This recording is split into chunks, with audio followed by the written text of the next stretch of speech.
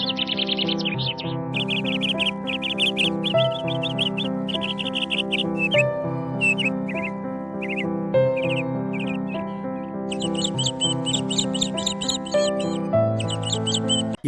பிரியமானவர்களே, பனிமே மாதா ஜெபக்குழுவின் காலை பணித்துளி நிகழ்ச்சி வழியாக உங்களை சந்திப்பதில் மகிழ்ச்சி அடைகிறேன். இந்த தியானத்தின் கடவுள் பணித்துளிகள் ஒவ்வொரு நாளும் நம்மை நனைத்து அவர் பிரசனத்திலும் இறை வார்த்தையில் வளர்வோம், வாழ்வை வெற்றியாக்குவோம், சிந்திப்போம், வாழ்வாக்குவோம்.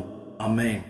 ஆண்டவருடைய இனிய நாமத்தில் உங்களை சந்திப்பதில் மிக்க மகிழ்ச்சி அடைகின்றேன்.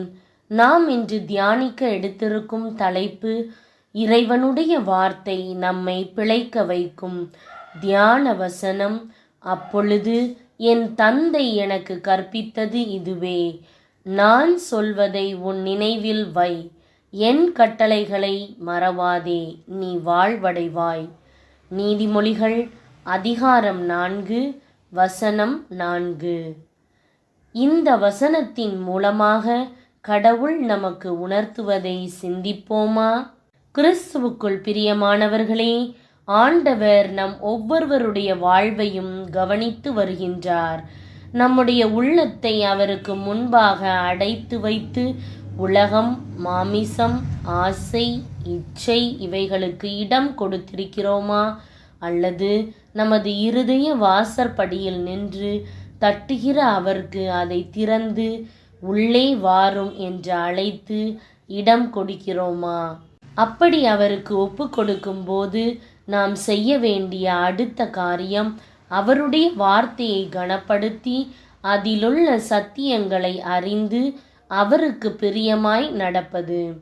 அவ்வாறு ஜெபத்தின் மூலமாய் அவரோடு பேசுகிற, அவருக்கு பிரியமாய் நடக்கிற ஒவ்வொருவரையும் அவர் கரம் பிடித்து, இதுவே வழி, நீ தொடர்ந்து இதிலே நட என்று அழகாய் வழி நடத்துவார்.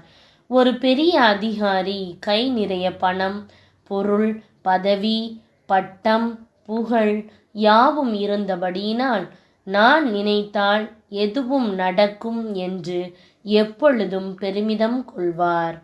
என் வீட்டை பாருங்கள், என் உடையை பாருங்கள் என்றெல்லாம் கூறிக்கொண்டே இருப்பார். ஒரு நாளும் தனக்கு இந்த ஆசீர்வாதங்களையெல்லாம் கிருபையாக அருளி செய்த ஆண்டவரை பற்றியோ அவரது அன்பை பற்றியோ எண்ணி பார்க்கவே மாட்டார். இப்படி பெருமையுடன் வாழ்ந்த அவருடைய வாழ்க்கையில் ஒரு பேரிடி காத்திருந்தது. திடீரென அவருடைய சிறுநீரகம் வேலை செய்ய மறுத்தது. மருந்துகளோ மருத்துவர்களின் முயற்சியோ அவருக்கு பலனளிக்கவில்லை. அவருடைய நண்பர்களாயிருந்த சில பக்தர்கள் வந்து ஆண்டவர் இயேசுவின் அன்பையும் அவரை பற்றிய தெய்வீக காரியங்களை விவரித்து கூறின பொழுதுதான் அவர் தன் வாழ்வின் குறையை உணர்ந்து கொண்டார். அவர்கள் அன்போடு கொடுத்த விவிலிய புத்தகத்தை கருத்தாய் வாசித்து தன்னுடைய குறைகளை எல்லாம் ஆண்டவரிடத்தில் ஒப்படைத்தார். இனி உமக்காகவே வாழ்வேன் என்று தீர்மானித்தார். தன்னை தாழ்த்தின அவருக்கு தெய்வீக சுகத்தை முற்றிலுமாய் அருளி மருத்துவமனையிலிருந்து விரைவில் வீடு திரும்பும்படி கடவுள் கிருபை புரிந்தார். எனக்கு அன்பானவர்களே, உங்கள் வாழ்க்கையிலும் இன்று ஆண்டவருக்கு முன்பாக பயந்து அவருடைய வார்த்தைகளை வாசிப்பதில், அவரை தேடுவதில் கவனமாயிருங்கள்.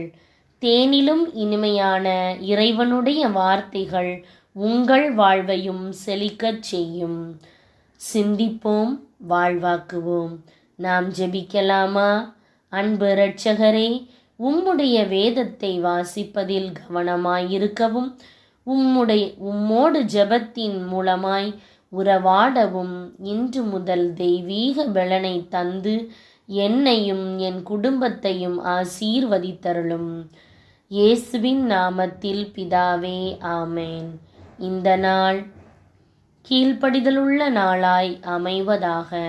Praise the Lord.